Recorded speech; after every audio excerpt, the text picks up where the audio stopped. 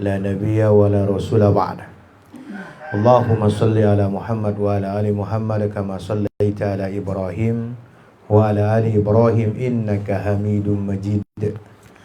قال الله تعالى في القرآن الكريم وهو أصدق القائلين بعد أعوذ بالله من الشيطان الرجيم بسم الله الرحمن الرحيم يا أيها الذين آمنوا اتقوا الله حق تقاته ولا تموتن إلا وأنتم مسلمون وقال يا أيها الذين آمنوا اتقوا الله وكونوا مع الصادقين وقال رسول الله صلى الله عليه وسلم في حديثه المؤمن القوي خير وأحب إلى الله من المؤمن الضعيف وفي كل خير. Amma ba'd, alhamdulillah. Marilah yang pertama dan yang paling utama kita tetap memanjatkan puji dan puja kehadirat Allah Subhanahu wa ta'ala atas segala limpahan rahmatnya, barokahnya, hidayahnya, inayahnya, sehingga sampai sore hari ini pun Allah masih memberikan kekuasaannya kepada kita, mentakdirkan kita masih sehat walafiat, masih bisa mengikuti pengajian, masih bisa bermuajah, masih bisa bersilaturahim.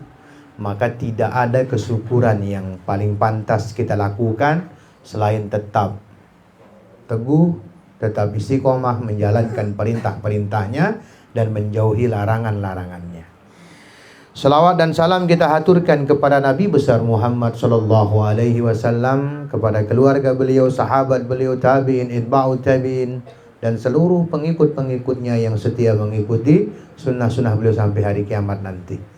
Dan kita pun bermohon kepada Allah agar disikohkan, agar diteguhkan menjalankan sunnah-sunnah Nabi sallallahu alaihi wasallam, sehingga dengan itu Nabi berkenan memberikan syafaatnya nanti di yaumil qiyamah kepada kita semua.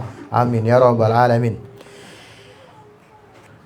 Ibu-ibu yang dirahmati oleh Allah Subhanahu wa ta'ala, pada pertemuan yang terdahulu, pada pertemuan minggu yang lalu, kita sudah membahas tentang keimanan. Iman adalah pondasi kesuksesan, pondasi kebenaran, pondasi kebaikan. Karena Allah hanya menerima amalan hambanya yang beriman kepadanya.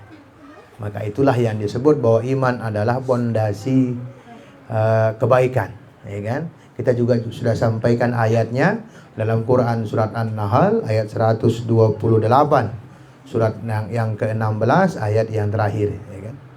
Innallaha ma'al ladzina taqaw wal ladzina hum muhsinun. Maka berbicara tentang kehidupan, dalam mengarungi samudra kehidupan ini tentu kita akan menghadapi banyak kendala, banyak masalah, banyak ujian-ujian, banyak hambatan-hambatan. Luwe penghalang tele kehidupan ini. Luwe masalah akan tedeit. Kadang selesai masalah satu, muncul masalah berikutnya. Bahkan ada yang belum selesai masalahnya, sudah muncul masalah yang baru. Nah, itulah kehidupan. Nah, itulah ujian. Tergantung bagaimana cara kita menyikapi ujian tersebut. Tergantung ite ngumbing kuntang hadapina. Ada yang menghadapinya dengan sabar, ada yang menghadapinya dengan senyum, ada yang menghadapinya dengan kebahagiaan, ada yang menghadapinya dengan kecemberutan. Tergantung kita semuanya. Dan yang perlu kita pahami, semakin hebat ujian kita, maka semakin hebat pula seorang hamba. Atau semakin hebat seorang hamba, maka akan semakin hebat ujiannya. Itu yang harus kita pahami. Maka semakin kita merasa susah untuk menghadapi ujian, semakin susah untuk melewati ujian, maka kita harusnya semakin bersyukur kepada Allah. Maka artinya Allah akan menaikkan derajat kita. Allah akan menaikkan tingkatan Allah akan menaikkan pahalanya, keridhaannya kepada kita semua, manakala kita mampu menghadapi seluruh ujian-ujian tersebut. Kita juga sampaikan kemarin hadis Nabi yang diriwayatkan oleh Bukhari Muslim tentang Islam yang istimewa, ya kan? Ayul islami afdal. Qala man salimal muslimun min lisanihi wa yadihi, ya kan?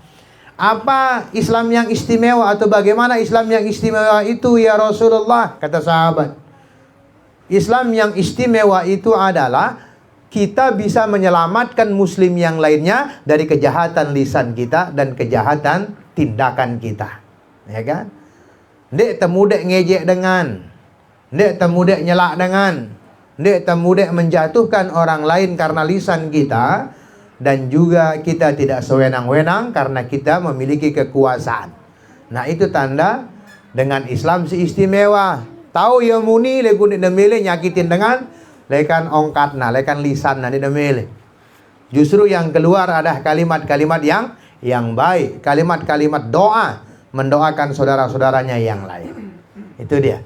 Maka sore hari ini kita akan membahas sebaliknya, karena keimanan itu memiliki hambatan-hambatannya, maka hari ini kita akan membahas salah satu dari hambatan-hambatannya, yaitu kemaksiatan dan kelalaian.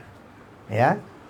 Jadi yang bisa merusak keimanan, yang bisa merusak ibadah, yang bisa merusak kebajikan adalah kemalasan, ya kan?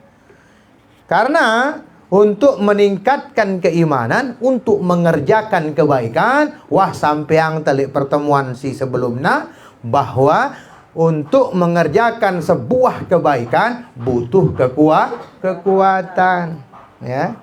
Untuk melaksanakan ibadah, untuk mendakwahkan ibadah butuh kekuatan. Ya, mulai dari kekuatan iman, kekuatan pengetahuan, kekuatan ekonomi, kekuatan persaudaraan, kekuatan semangat, ya, kekuatan moral, ya kan? Bagaimana kita bisa menegakkan syariat Islam tanpa kekuatan? Ya, minimal terberdua kekuatan mental, ya kan, atau kekuatan fisik. Ya, karena apa? Setiap orang yang ingin melaksanakan kebaikan, mendakwahkan kebaikan, ada tantangan, ya kan? Karena setan ino ibu-ibu, yang perlu ibu-ibu ketahui, setan itu nggak puas kalau kita hanya melaksanakan kemaksiatan. Belum puas dia. Kalau setan berhasil mengajak ibu-ibu untuk berbuat kejahatan, berbuat curang dalam perniagaan, ya, menyakiti orang, setan belum puas. Kapan setan itu puas? Manakala dia bisa membuat kita putus asa dari rahmat Allah. No pun puas setan. Ya, setan akan merasa puas, iblis akan merasa puas manakala seorang hamba mengatakan Tuhan tidak bisa mengampuni dosaku. Nah, kenapa? Karena Allah itu Maha Pengampun, ya kan? Allah tidak akan mengampuni satu kedosaan saja, yaitu dosa syirik, tapi mengampuni dosa yang lainnya. Tapi setan akan berusaha membisikkan kalimat keputusasaan kepada kita yang melaksanakan kemaksiatan.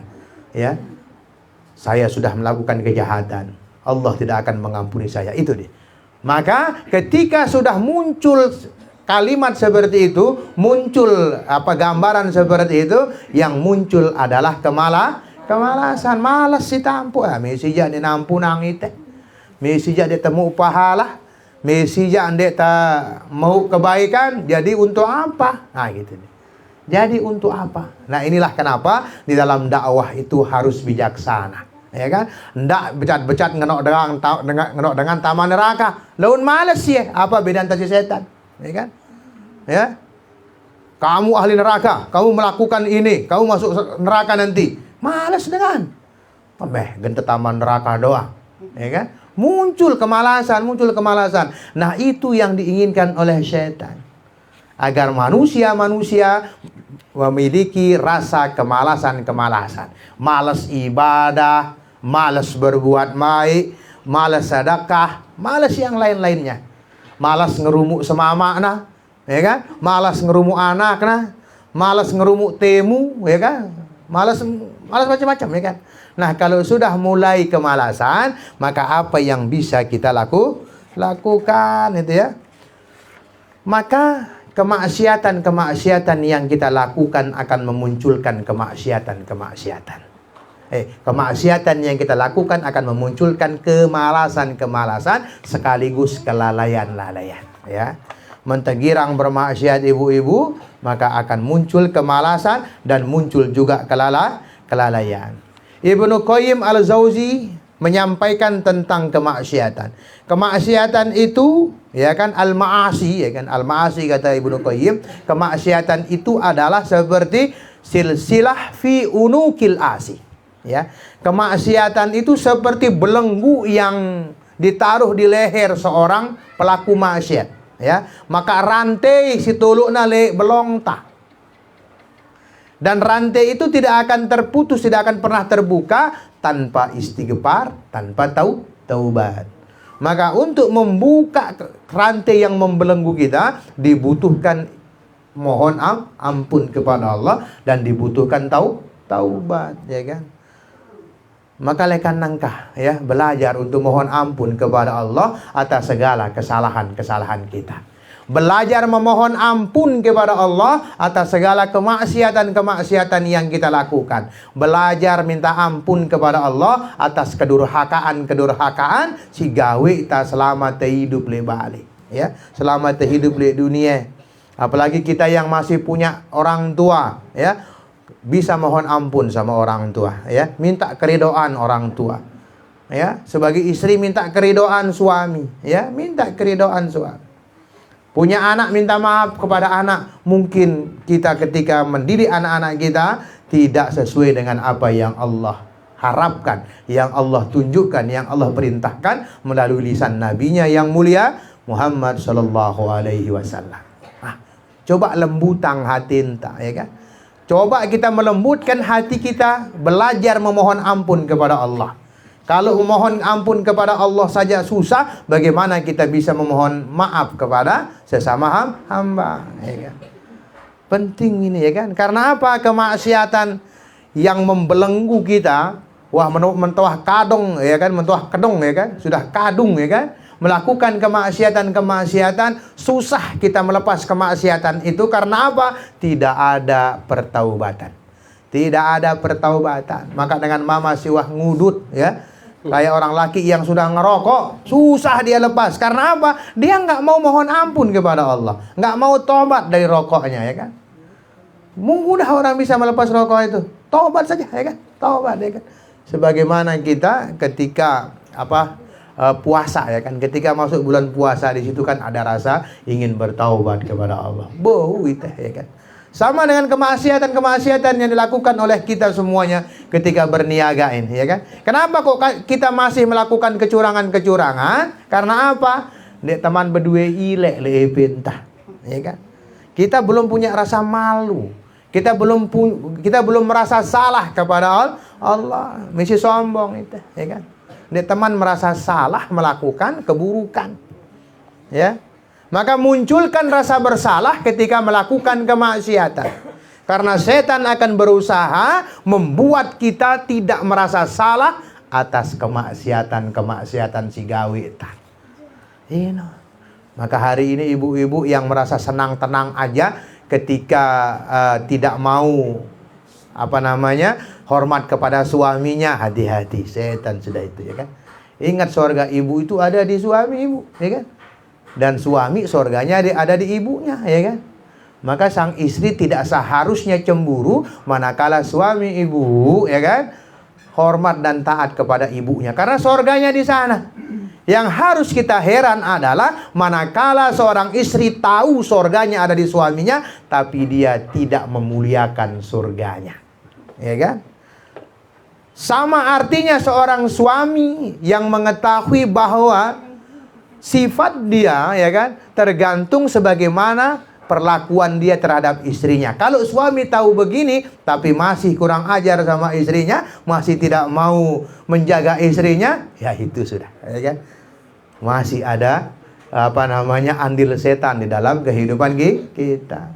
Sama kita sebagai anak, tahu tak surga ada di telapak kaki ibu kita, tapi kita tidak mau memuliakan surga kita. Dek temele bagusang surga entah, Masya Allah. Ya kan? Itulah yang memunculkan kemalasan dan kelalaian. Karena apa? Ya, karena apa? Dek teman berdua rasa apa? Rasa malu kepada Allah Subhanahu wa taala. Ya.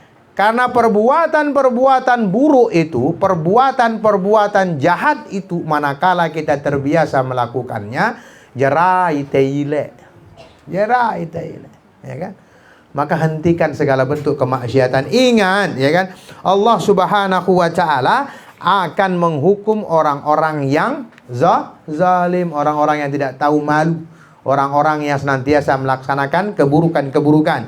Itu Allah tulis di potongan ayat Quran surat Al-Qasas ayat 59.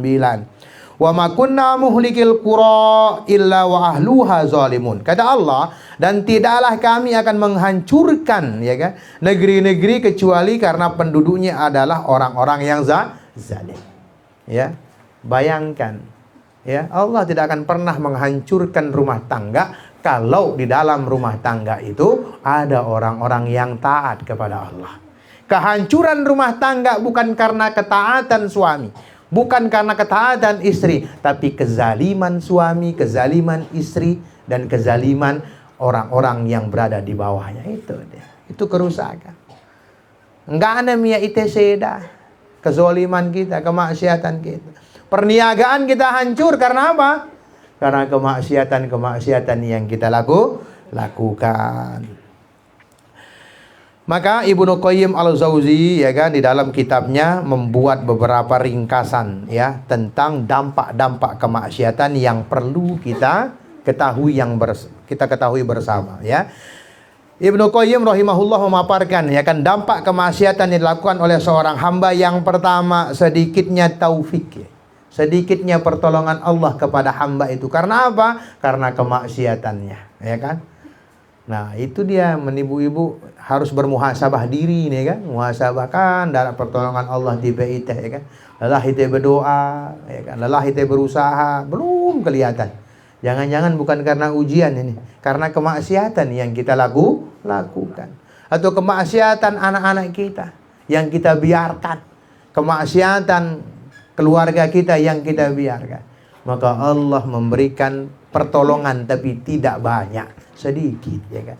Ya, tetap karena Allah tetap akan menolong. Maha Rahman Rahimnya Allah akan tetap turun. Baik kita durhaka kepada Allah atau taat kepada Allah, tetap Allah turunkan, ya, kasih sayangnya kepada kita semua. Tapi kadarnya mungkin yang berbeda, ya kan? Jadi dampak kemaksiatan yang pertama atau akibat kemaksiatan si pertama berimbas kepada sedikitnya pertolongan Allah kepada kita. Karena Allah akan menolong orang-orang yang senantiasa berbuat baik, bukan dengan si maksiat, ya kan? Karena orang yang maksiat jarang nemilih berapa tipe Allah.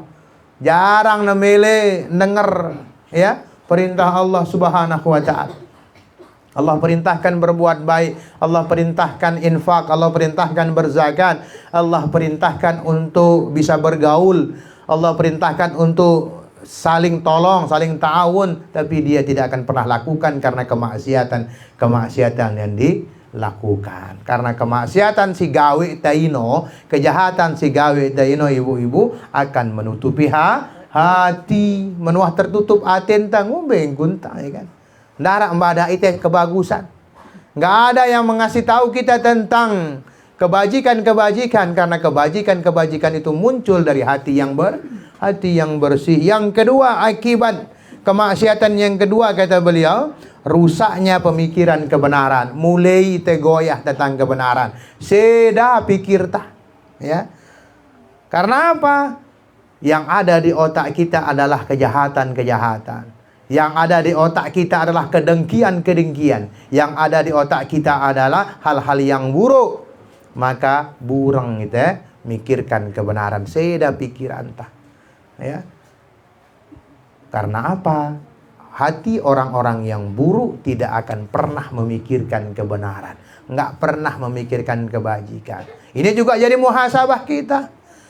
Ya, jadi muhasabah kita ibu-ibu, sampai hari ini tidak terketuk hati kita. Manakala ada orang yang mengumumkan di masjid, mengumumkan di musola, ya, kita butuh ini, ya, masjid butuh semen, masjid butuh pasir, ya kan? Ada panti-panti asuhan memanggil berteriak, ini anak-anak yatim butuh makan. Ada musola santren butuh Quran, legu ndek tergerak, kita ndak tergerak hati kita untuk membantu. Mana-mana tenyekop gres, mana-mana tenjauh betu, ya kan? Jangan-jangan ini dampak kemaksiatan-kemaksiatan yang kita lakukan. Ya, dampak kejahatan-kejahatan si gawe tah, si lupeang tah, sehingga kita menganggap kejahatan itu justru adalah kebaikan. Nah, ini yang menjadi masalah, rusak pemikiran kebenaran. Karena banyak hari ini justru keburukan-keburukan dianggap kebaikan. Contohnya apa, ya kan? Gampang sekali mencela saudaranya yang berbeda pemahaman dengan dia, ya kan? Mudah sekali mencela saudaranya yang berbeda guru dengannya. Mudah sekali mencela saudaranya yang berbeda tahu nengeji. Masya Allah, ya kan? Ya. Ini yang terjadi hari ini. Kebenaran, harusnya kebenaran itu mari kita duduk bareng-bareng, mari kita bekerja sama dalam hal-hal yang membawa kebaikan bagi Islam. Justru kita duduk-duduk untuk mencari celah, untuk menjatuhkan saudara kita. Ini kan berarti kebenaran yang terbalik, ya kan? Karena ayatnya apa? Innamal mu'minuna ikhwah. Seluruh orang yang beriman itu bersaudara. Tapi kenapa ada usaha-usaha kita untuk merusak persaudaraan? Ya, wah, sampai yang terubin, jangan sampai keimanan kita ini terusakkan oleh jahatnya lisan-lisan kita. Jangan sampai keimanan atau ibadah siwah gawe ini terkurangi kadarnya hanya gara-gara buruknya kejahatan, buruknya tindakan kita kepada saudara kita. Maka rusak pemikiran kebenaran, ya. Karena memang kemaksiatan itu merusak kebenaran. Seda. Yang ketiga, rusaknya isi hati, ya kan? Seda atintah. Makanya Ibnu Al-Ghazali, ya kan, dalam kitab Ihya Ulumuddin menggambarkan tentang hati. Ada 3 hati. Jenis hati ada 3. Ada hati yang salim, ya kan? Hatinya orang-orang yang beriman, hati yang baik, hati yang bersih, ya, hati yang jernih. Yang kedua, qalbun marid, hatinya orang-orang munafik, hatinya orang-orang yang dengki, ya kan? Hati-hati yang sakit, ya kan? Yang ketiga, qalbun mayyit, hatinya orang-orang yang mati, yang tidak bisa lagi menerima kebenaran. Nah, itu, ya kan? Nah, ini dia rusak hati kita dengan kemaksiatan. Maka kalau kita ingin membersihkan hati kita, itu caranya kita mengukur diri kita, ibu-ibu. Mentemesi slow, ya kan, santai ketika melihat kesusahan saudara kita nggak nganggap itu penting, ya kan. Padahal tahu tetangga kita butuh makan, kita tahu tetangga kita butuh sokongan materi, begu cuek kita pura-pura kita dengar, pura-pura kita kita, maka itu tanda buruknya hati kita. Seda hati entah, ya kan. Atau dengar tak ngebang wale masjid, legu santai, ya kan? Ah Messi, ya kan? Gara-gara nonton sinetron, bareh beta sembahyang. Messi belo waktu nah, hati yang rusak, ya kan? Ya. Yang keempat, tidak membekasnya bacaan zikir yang dibaca, ya kan? Zikir tak hanya ritual jadinya, padahal tiap sholat kita berzikir, masya Allah, ya kan? Setiap sholat kita khusyuk sholat agar diterima sholat kita. Legu nikna berbekas. Padahal sholat itu inna sholata tanha anil fahsa iwal mungkar. Sholat itu mencegah perbuatan keji dan mungkar. Legu jerak tersembayang mesi tenggawi kejahatan. Ndak berbekas, ya kan? Ndak berbekas, ya kan? Sama dengan di sini kita ngaji misalnya tentang bagaimana kita membangun keluarga surga. Keluarga surga itu tidak mungkin dia berjudi. Keluarga surga itu nggak mungkin dia minuman keras. Legu sampai balenta gawe taya mesi, ya. Nggak berbekas. Nggak berbekas pengajian itu, ya. Ngaji kita misalnya, ngaji kita. Padahal ngaji itu menenangkan hati. Ngaji itu menenangkan jiwa, ya. Tapi apa? Ngaji kita, tapi hati kita masih memberontak, hati kita masih dengki, tidak berbekas. Maka buru-buru kita mohon ampun kepada Allah. Kenapa zikir kita, kenapa sholat kita kok nggak berbekas di hati kita? Ngaji kita lebar dakwah, tidak berbekas, tidak merubah kebiasaan kita.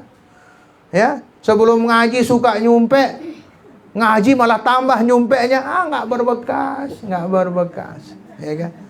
Ngaji di balai dakwah sudah dikasih tahu nggak boleh ngurangi timbangan di pasar misalnya. Seleke malah, ya, seleke rombongan Bismillahirrahmanirrahim. Masya Allah, ya kan, rusak ya kan. Sebelum ngaji nggak pakai Bismillah ya kan. Tapi setelah mengaji Bismillahirrahmanirrahim, rombongan pemberat diri. Nah, ini semakin rusak. Karena kejahatan yang dilakukan oleh orang-orang yang mengerti agama itu adalah keburukan yang besar. Beda barang dengan sindik ngerti agama nggawe kejahatan, ya kan? Ini wah tahu na ilmuna lego gawe na ya, ini yang masalahnya. Maka kanggo disorakin cuma ya tuan guru si Messi midangin bebelu Nah ini wah. Ya. Nak berbekas tuan gurunya itu kan. Ya. Maka sering saya sampaikan di kampus-kampus itu kan, karena banyak mahasiswa bertanya bagaimana hukumnya pacaran. Saya bilang pacaran dalam Islam nggak ada. Walaupun yang melakukan tuan guru itu tandanya tuan guru nggak soleh, ya kan? Tuan guru yang nggak ngerti agama. Agama nggak bolehkan pacaran. Yang dibolehkan agama itu menikah. Ah itu dia. Jadi nggak berbekas, nggak berbekas. Ah gitu ibu-ibu. Maka pengajian kita ini harus berbekas. Sholat ibu juga harus berbekas. Sudah 40 tahun sholat, Messi doang girang nunggulang. Apa bekas sholat kita? Ya kan? Sudah ada ibu-ibu yang saya lihat umurnya sudah sepuh-sepuh ini ya kan? Sudah maghrib membahas santai ya kan? Ya, dari semendak ise wah ini Masya Allah. Masih juga jahat ini. Harusnya semakin bertambah usia kita, semakin banyak kebaikan kita. Karena apa? Sudah banyak sholat yang kita lakukan, sudah banyak zikir yang kita lakukan, sudah banyak pengajian yang kita dengar. Ya, jangan seperti lagu dangdut itu tua-tua keladi ya kan. Semakin tua semakin menjadi. Pas kena aja hafal ya kan. Ya. Tua-tua semakin menjadi itu nggak beres. Ya. Coba lihat kalau kita baca koran, ada kakek-kakek yang memperkosa anak, ada yang perkosa. Masya Allah ini makin tua ini ya, nggak berbekas zikirnya. Jangan sampai kita seperti itu. Ya. Nggak guna sholat kita yang sudah kita kerjakan kalau kita masih melakukan kejahatan. Itu dia poin yang keempat, tidak membekasnya bacaan zikir yang kita baca, ya, atau yang kita lakukan. Yang kelima, perjalanan waktu yang tersia-siakan. Karena pada besang tenjelu, ya kan, sehari itu 24 jam. Makanya tidak ada orang yang sibuk sebenarnya. Maka kalau ada orang yang bilang sibuk, saja lah, ya kan. Emang dia saja yang melewati waktu 24 jam. Sama kita, ya kan? Sama kita. Ya, kesibukan itu hanya kita yang buat, ya kan? Ada saja waktu luang insya Allah. Ya, ada orang diajak mengaji, nggak bisa saya ngaji, saya sibuk. Ya, itu dia nggak bisa manajemen waktu saja ya kan, nggak bisa manajemen waktu. Ada orang yang meninggalkan sholat karena alasannya sibuk nggak. Ya. Maka ketika Anda melakukan kemaksiatan, gawe kejahatan, sia-sia umur tah. Padahal harusnya sebagaimana yang dipesankan oleh Ibrahim bin Adham, semakin bertambahnya hari yang kita lewati, harusnya kita tambah tunduk kepada Allah. Jangan sampai kita biarkan hari kita ini lewat begitu saja tanpa ada nilai pahala di dalamnya. Minimal temu pahala. Ya. Ada 24 jam sehari. Kalau 24 jam sehari sih dia tidak punya perbendaharaan pahala ya rugi. Nah, kemaksiatan itu adalah membuat waktu kita sia-sia. Kita sempat melakukan kebaikan karena kemaksiatan yang kita lakukan. Poin yang keenam, masih dari perkataan Ibnu Qayyim al-Jauzi, ketidaksukaan dan kepergian teman-teman. Akibat kemaksiatan yang kita lakukan, orang-orang bagus atau sahabat-sahabat kita yang baik akan meninggalkan kita. Ya, akibat kemaksiatan kita, teman-teman yang saleh dan soleha akan menjauhi kita karena takut nanti tergoda oleh kita ya kan, maka dia meninggalkan kita. Ini akibat kemaksiatan. Yang datang adalah yang sesama kita. Ya, penjudi pasti akan berteman dengan para penjudi karena nyambung rausna, ya kan? Ya, itu dia. Dengan orang yang suka gosip pasti akan bergabung dengan tukang gosip karena nyambung rausna. Ya. Maka sekarang rubah. Kalau kita ingin baik, maka perbaiki diri kita agar orang-orang baik mendekati kita. Mentara rajin ngeji, rajin ini, nanti insya Allah teman-teman yang solehah, ibu-ibu yang solehah akan merapat kepada kita. Kemudian poin yang ke-7, ya kan, saya akan cepatkan saja karena sudah mulai agak mendung-mendung ini ya. 7, perasaan hampa dan sempit pada diri seorang hamba di hadapan Rabb-nya. Kosong rasa entah atau maksiat. Ya, gamang kita, apa istilahnya ya. Pokoknya kita hampa sudah, gelisah ke sana kemari ya kan. Nggak ada mi'na idap atinta ya kan, gelisah ya kan. Hampa kita, hampa ya kan. Karena kemaksiatan. Kita tahu tegawi, padahal banyak sekali kebaikan yang kita bisa lakukan. Dan tanda keimanan yang paling rendah kata Nabi dalam hadisnya adalah menyingkirkan duri dari jalan tuh. Itu. Nah yang lainnya banyak ya kan, banyak. Kita ada ronggo sepu ya kebaikan. Kita ada kelembi jemuran tetangga Anda jatuh, angkat, kebaikan juga ya kan. Banyak kebaikan-kebaikan yang bisa kita lakukan. Kita lihat anak-anak lagi nangis, belikan permen, jeraya nangis, kebaikan. Atau kita anak-anak nangis, umbek semendak jeraya nangis, kebaikan. Banyak kebaikan-kebaikan itu. Ya kan? Banyak sekali kebaikan-kebaikan yang bisa kita lakukan, ya kan? Membagi makanan, membagi sayur kepada tetangga, luar biasa juga kebaikan. Deku karena kemaksiatan si gawe kita, lupa kita dengan kebaikan itu, gamang kita, hampa kita, ya kan? Kemudian 9, hati yang keras. Sudah kita bahas tadi, ya kan? Akibat kemaksiatannya hati tak keras. Apa tanda hati yang keras? Hati yang keras tidak bisa menerima kebenaran, tidak bisa menerima kebaikan, tolak itu doang. Itu tanda hati yang keras. Yang ke-10, tercabutnya keberkahan dalam urusan rezeki dan umur. Jeraya berkah apa sih gawe ta? Buik doang ya kan, gaji saya terima ta buik doang. Ya kan? Nggak ada keberkahannya. Padahal rezeki yang berkah itu bukan karena banyak, ya kan? Rezeki yang berkah itu bisa mencukupi semuanya, ya kan? Regu hari-hari kita karena kemaksiatan yang kita lakukan, atau kemaksiatan suami yang Anda biarkan, kemaksiatan anak yang Anda biarkan, sebagai seorang ibu ino endah kadang-kadang miek rezeki tidak berkah. Seharusnya sebelum kemaksiatan dilakukan, uang sedikit cukup, ya kan? Makan tempe saja senang bahagia. Tapi akibat kemaksiatan dilakukan, makan ayam pun tak enak, ya kan? Karena nggak berkah jadinya, nggak berkah, nggak puas terus, ya kan? Yang ke-11, terhalang mendapatkan ilmu, terhalang mendapatkan ilmu, susah ilmu tamat, ya. Ngeji ya legu-legu, dia ngaji, dia sholat, tapi tetap melakukan kejahatan-kejahatan, nggak bisa masuk ilmu itu, ya. Lupa dia, nggak berbekas, ya kan, nggak berbekas. Baru keluar dari gerbang itu nanti sudah hilang apa hukumannya. Itu akibat kemaksiatan, ya. Karena ilmu itu adalah cahaya, ya kan.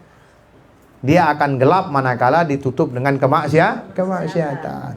Kemudian yang ke-12, terselimuti dengan kehinaan dan kerendahan karena tekanan-tekanan pendengki, ya kan. Karena darah dengan teman kita kejahatan itu sebenarnya, ya kan. Nggak ada, maka kita akan ditekan, ya kan, karena nanti misalnya berjudi, ya kan, untuk membiasakan judinya agar dia bisa berjudi, dia akan minjam sama orang, ditekan terus, ya kan, mencuri akhirnya. Itu yang membuat dia tidak tenang, ya kan. Kemudian yang ke-13, sempit dadanya, perasaan sempit dada, marak di berdua batul, kayak kesepian, ya kan. Nah itu kan orang-orang jahat tuh begitu, ya. Padahal di dunia ini hampir numpuk manusia, anggapnya diri namanya sana, ya kan. Itu dia, karena kejahatan yang dilakukan, karena teman-temannya menjauh, maka dia menjadi kesepian, ya kan. Kemudian tertimpa musibah, ya, berupa dikelilingi oleh teman-teman yang jelek. Ini musibah. Ketika kita dikelilingi oleh teman-teman yang jelek, yang tidak bisa membawa kita kepada kebaikan, ini musibah. Hendak kita menolak tamuku, tapi tamunya penjahat semua, ya kan. Malang doang lepuna, hendak pernah. Kalau kecuali ada malang yang datang ke rumah kemudian minta bertaubat, lain lagi. Itu nikmat, ya kan, itu nikmat. Makanya ada beberapa ibu-ibu di sini, masya Allah ya kan. Mohon maaf saya sebutkan saja namanya, ya kan. Ibu Haja Suim, karena beliau yang paling saya kenal nih. Begitu kita ada program anak yatim, si pertama dia yang nyambut. Karena dia paham, berbekas ilmunya. Karena begitu kita mendengar kesusahan anak yatim dan kita terketuk untuk membantu anak yatim, itu nikmat dari Allah, ya kan?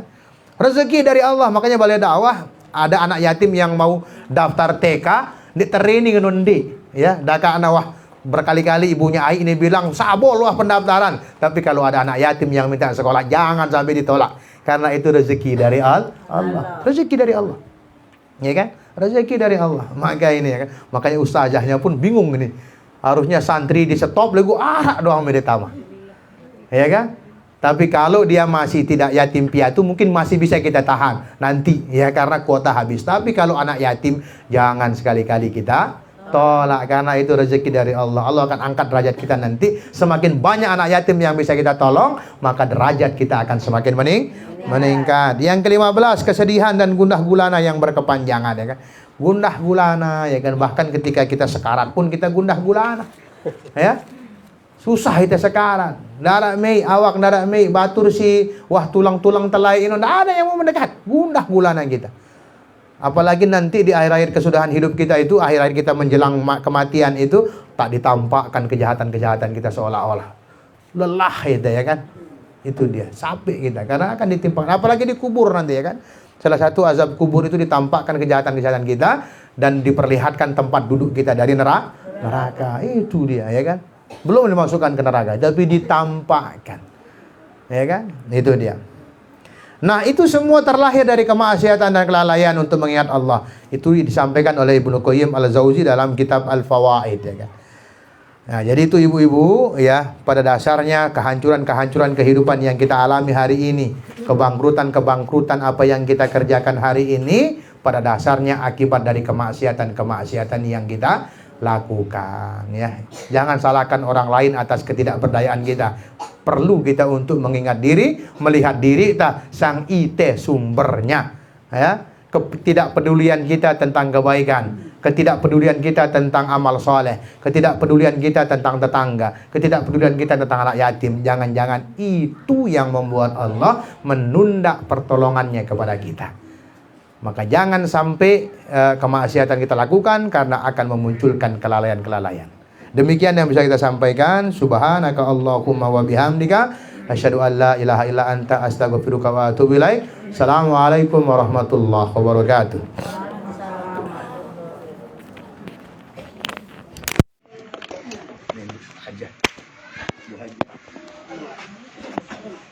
Jadi bahan bacaan.